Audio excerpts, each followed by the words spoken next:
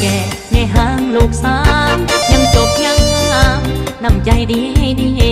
ให้คนสมปลายไม้เป็นคู่ชีวิตสู่ชีวิตนี้มอบแด่สาวแม่ห้างแก่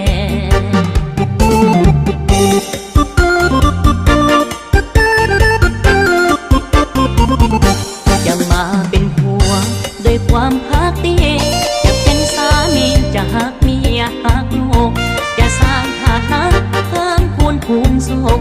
จะยากจะทุกข์อายจะสู้เพื่อเมีย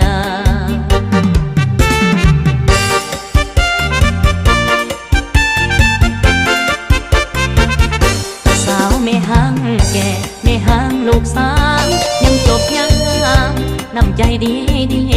ให้คนสมปลายไม้เป็นคู่ชีวิตสู่ชีวิตนี้มอบแด่สาวแม่ห้างแก่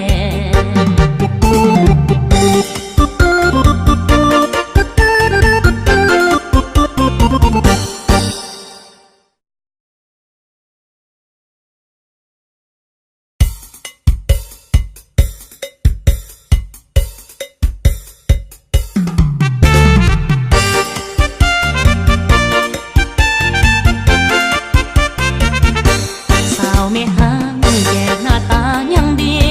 เจ้าถึกสามีปล่อยปะละลายว่าเจ้าหนีป้าเขาไปมีเมียใหม่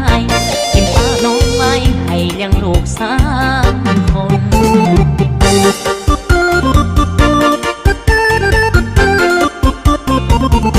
สาวไม่ห้างแก่อย่าเศร้าโศกาเจ็บเกิดน้ำตาอย่าเศร้าเสียใจผู้ชายคนนี้สมัครมาเต็มใจอย่าเป็นผัวแทนให้โดยความรักที่ซื้อต่อจะมาเป็นผัวโดยความรักดีจะเป็นสามีจะหักเมียหักลูกจะสร้างฐานะเพิ่มพูนภูมิสุขจะยากจะทุกข์อายจะสู้เพื่อเมีย